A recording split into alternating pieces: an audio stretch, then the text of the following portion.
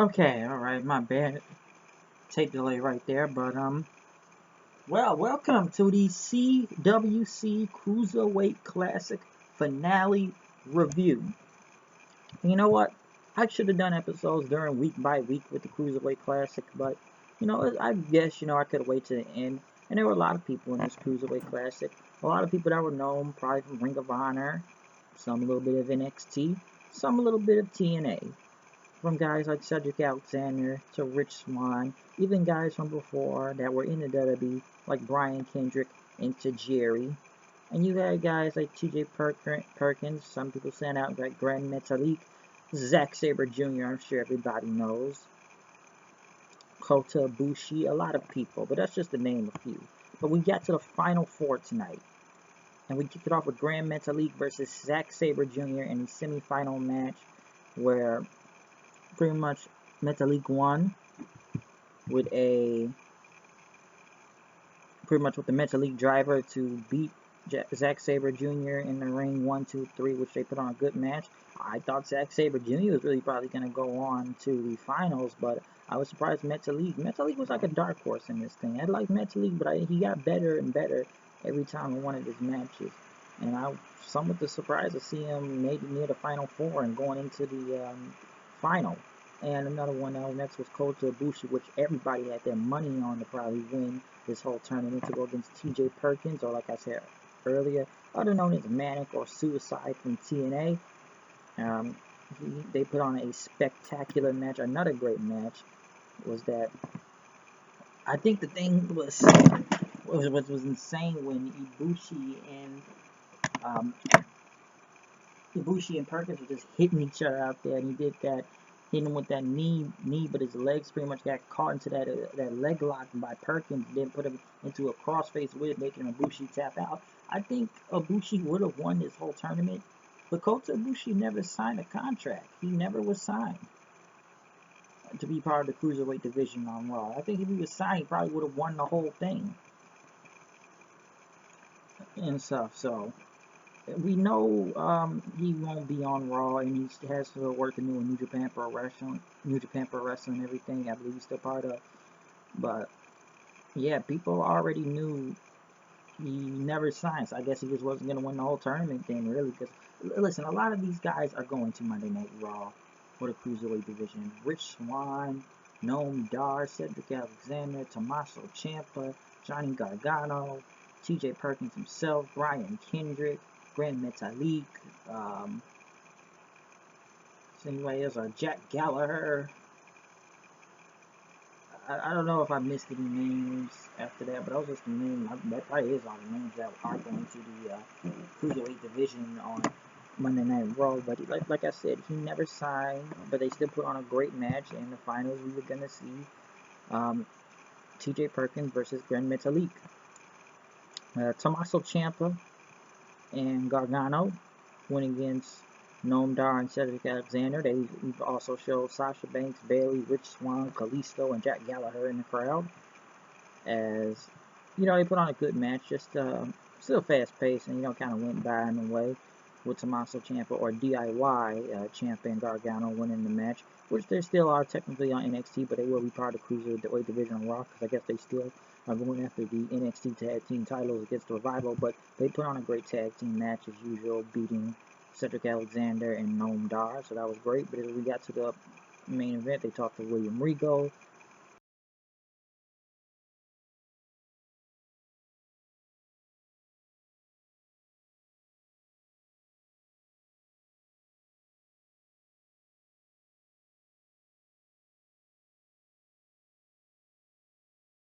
Triple H came out, and he said these men are making history. There are two of you, but only one should make it. And there's only going to be one winner to first CWC. I know people are going to complain that Triple H, once again, has got to come out nearly in the main event again, to hog the spotlight, as some would say. Some people think that with Kevin Owens, too, but Triple H came out, and he unveiled the new Cruiserweight title, which would have been somewhat silly if they had another tournament for the belt, probably on Raw, but we might as well get out both. Let's get out the trophy and the title.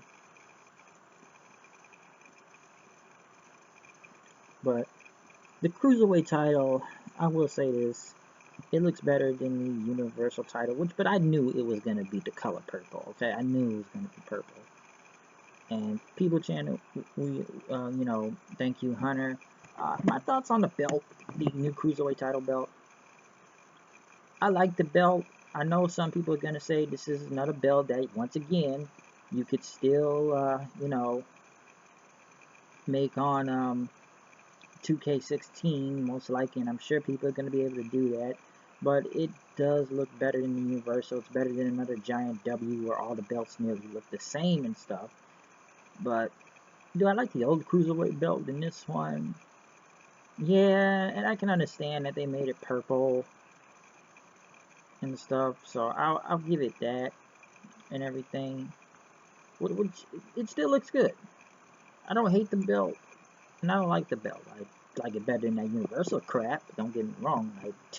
I'm sure a lot of people despise that Universal title, and come on, that's what happened at SummerSlam and even other Raws. People already shit on that belt. But I should have known Triple H was probably going to come out regardless, just because, to give out this title. But the purple belt, it looks alright. I'll give it that. But it still looks like something I could have created on a 2K16 now, just with another W.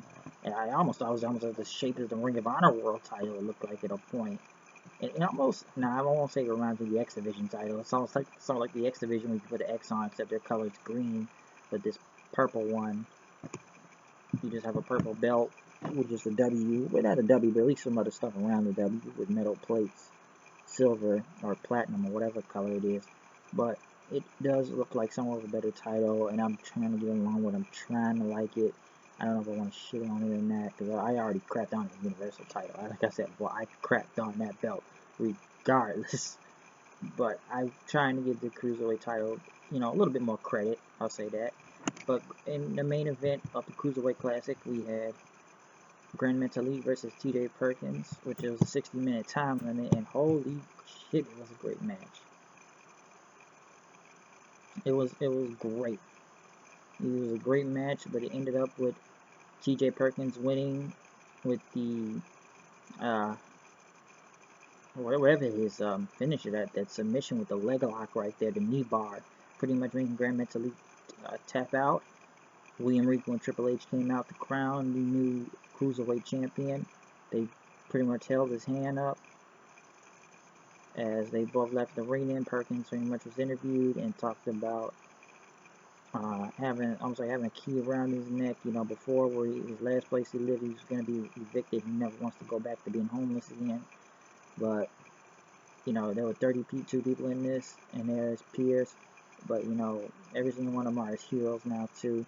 And he wants to be a great ambassador or something for the Cruiserweight division. So, yeah. So, it's great for TJ Perkins to get his moment out there. And great story, came from homelessness and stuff, but I gotta say he came from TNA, which he kind of survived that whole manic thing, which I thought it was weird because they should have took the mask off the guy. And people were with TJ Perkins in TNA, to be honest, like they were actually with him. I think they just wanted him to take the mask off. And TNA tried to tell that story, but just never got to the point of it. I think he left TNA for like multiple reasons. I don't know if it was because of Josh Matthews, he didn't like it. And I just think he wanted to take the mask off and let him show his face. But, he got a great ending. I still think Kota Ibushi would have won the whole thing. But TJ Perkins was a nice fit.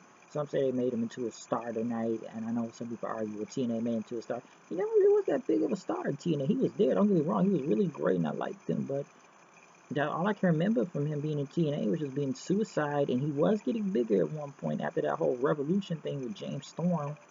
But, yeah, I could say that. Give me 1 second. Okay, I'm using the bathroom. 1 second. 1 second, I'm in the bathroom. Hold on.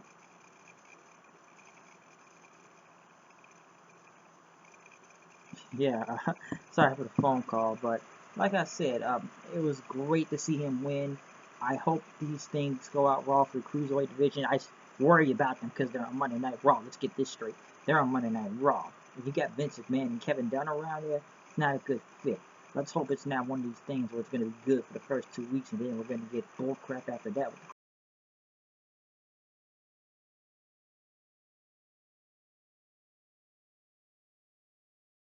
really not gonna dig it. I don't know why Raw needs the Cruiserweight division. It's hard enough to get through 3 hours of Raw already and how bad it was last Monday. But maybe it'll change some things and wake the crowd up back in with the title and defend it. But it was a great tournament. I really enjoyed it for the past few weeks, and I really did like it. But let's hope they go on better on Raw, hopefully.